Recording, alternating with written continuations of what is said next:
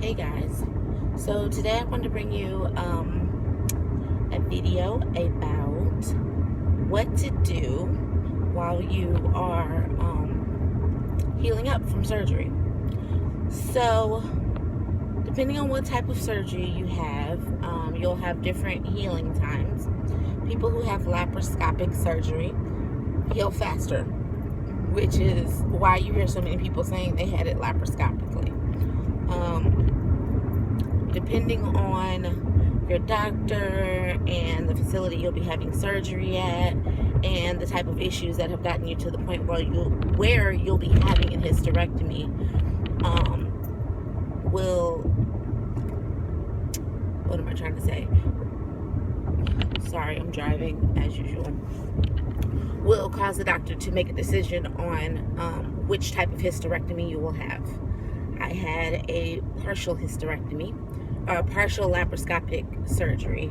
So I'm guessing most of the surgery was done laparoscopically, and I think that the cervix removal part was done through my vagina, an incision in the top of the vagina. I think she also used that to make what they call the cuff. The cuff is, I guess, the ligaments and muscles that they pull together to form the new pelvic floor. The cervix was the bottom of the abdomen, or is the bottom of a woman's abdomen. It holds everything in, so to speak. So when you have your cervix removed, they have to make a new bottom so everything doesn't fall out. Please, please, please, and if you need your husbands to watch this video, do so. Please make sure that you heed the warnings of the doctors when they tell you how long you need to be on bed rest. You can hurt yourself. You can have what's called a setback. If you are having your cervix removed, that vaginal cuff can you can break the stitches and literally everything can fall out the bottom into your vagina. I mean, intestines, bladder, all of that can fall into your vagina. I looked up some pictures of that. When I tell you it's the worst thing I've ever seen, I am serious. That looks horrifying. For you ladies who feel like you just won't be able to wait to have sex, look up a failed vaginal cuff. What all did I search on Google? Intestines in the vagina.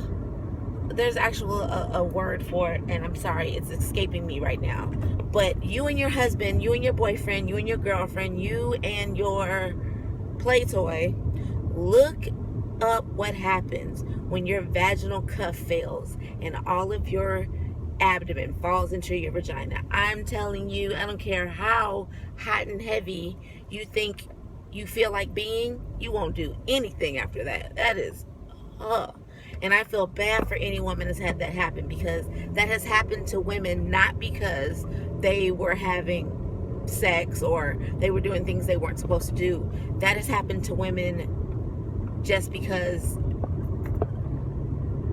I don't want to say bad luck. I don't know why stitches dissolve too fast. I don't know what happened, but it's happened to women due to no fault of their own. So husbands, it may look like your wife is having a grand old time while you're going to work every day, taking care of the kids, taking the dogs on walks, doing all the house cleaning and all of that stuff. But she just had major surgery. She just had an organ removed. Something that God thought was necessary to be included in her body has been removed, and the body needs to heal from that. Just because maybe she's pulled back on her pain meds, she's doing more, going on walks and, walking around the house and things of that nature, maybe pointing to you and telling you what needs to be done in the kitchen. Just because she's able to do that doesn't mean she's able to go back to her normal household duties. And for whatever reason, All of the women that I talk to who have had hysterectomies are super moms. I mean, they're the moms that, you know, get the kids to all their games. They iron and press their husband's shirts before work. They make their husband's lunches every day. They work a full-time job and manage a business on Instagram. Like, almost every woman that I've met who has had a hysterectomy is the cornerstone of her household. So it's going to be hard to live life without, you know, the most important piece of the puzzle in the house. But you do not want her to hurt herself because you think it's okay for her to drive because she's just sitting down. Driving was painful. Being a passenger was painful when I first had my surgery. I had to hold that little abdominal pillow. I kept that little abdomen binder on, and I used to just hold on to the little rail in our Durango because you're going over bumps, you know, you're feeling the shock, and you don't realize your abdomen absorbs all of that shock that your body feels throughout the day. I remember I just wanted to go with my husband to run errands. All he was literally doing was to go pay bills because you know, we were a little late on bills, so we actually had to go out and pay them so everything would still be on time as opposed to mailing them or whatever.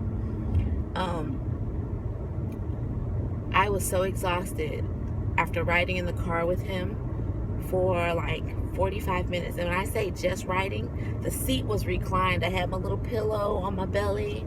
Like I said, I had my little abdomen binder on. And you would have thought that I was walking everywhere I went or pushing the truck myself, because by the time I got home, I was wiped out. Your body is going through something. I'm going to stop the video here. In the next part of the video, I'm going to talk to you about actually what the video is truly about. I just had to go on that little tirade. There are so many women who, one, are control freaks, and so they won't sit down. Some of this is y'all's fault.